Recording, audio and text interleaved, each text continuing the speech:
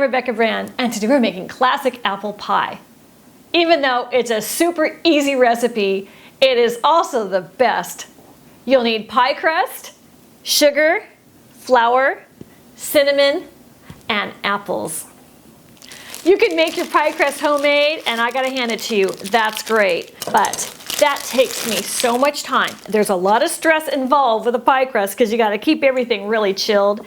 So I always use these. I'm very happy with these. I never have a problem with them. Yet sometimes when I make homemade pie crust, I do. My crust will turn out a little tough or a little dry, or something can go wrong. So this is my works every time method. You need to leave these out on your counter for 15 minutes so they kind of warm up. Don't try to cheat and put them in a microwave to quickly thaw them, because if you do that, you're going to get a bunch of gluey crust that sticks together. You really have to let it come to room temperature on its own. Sprinkle a little flour below and above. This is my bane of pie making. I always need to stretch it a little bit to fill the bottom of a pie pan because there's never enough to make the pretty edges. This is the way I get around that design flaw in these pie crusts. I sure hope somebody at these companies is watching this recipe and takes note. Fold it in thirds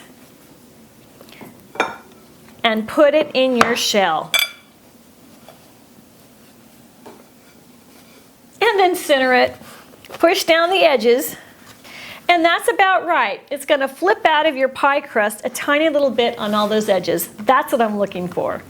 So you need to peel your apples. And I don't care what kind of apples you use. My favorite are the ones on sale.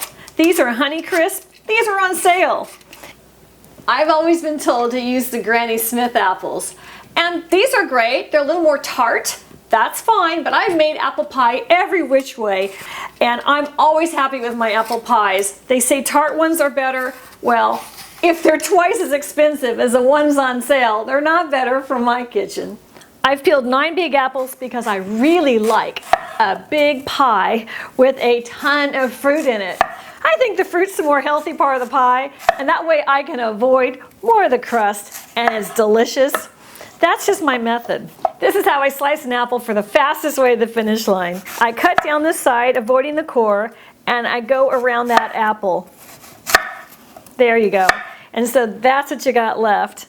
Then I grab my apple pieces and just do a quick slice like that. I do not like to core an apple because it's a hassle. Although I've used 9 apples in this recipe. You can use 8, you can use 10. It doesn't matter. Approximations are fine when making an apple pie. So don't let the exactness of a recipe keep you from making a pie. Apple pie and motherhood go so well together. So moms, bring those kids in the kitchen and have them help you make your pie. Preheat your oven to 350 degrees because you want it hot before you put your pie in. To this extra stuffed pie, I'm adding 1.5 cups of sugar. If you have 6 apples, you might just put 1 cup in.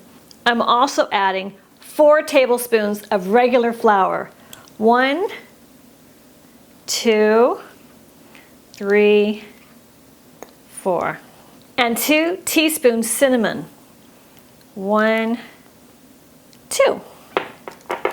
And I'm mixing up the flour and the cinnamon and the sugar kind of on the top first.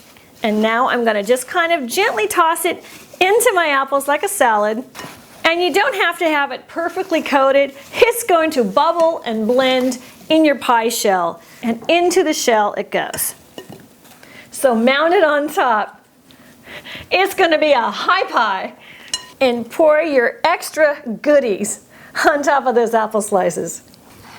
I need an extra big piece of pie crust on top to cover all that beautiful apple mixture.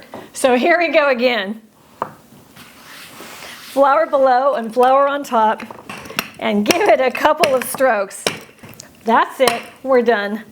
Fold it in thirds again, and center it on your pie, and unfold. Until he's all covered up. Now you're going to have to crimp those edges. So I push them together and I do the tweezer method.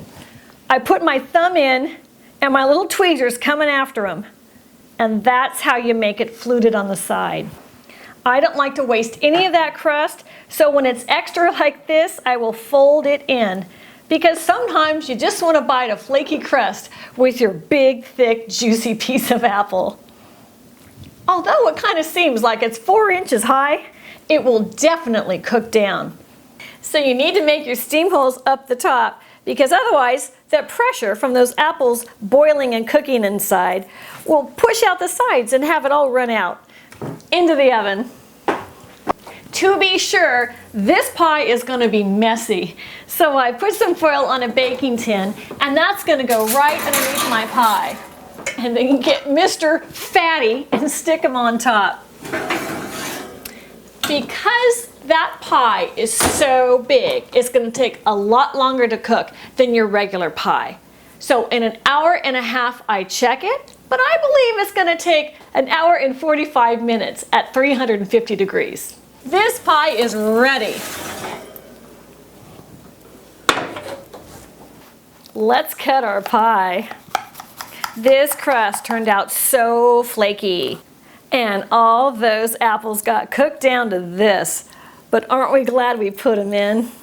That's a beautiful sauce in that pie. So my favorite bite, some of the apples and some of the crust. It is heaven. So subscribe to my channel and let's keep making great things in the kitchen.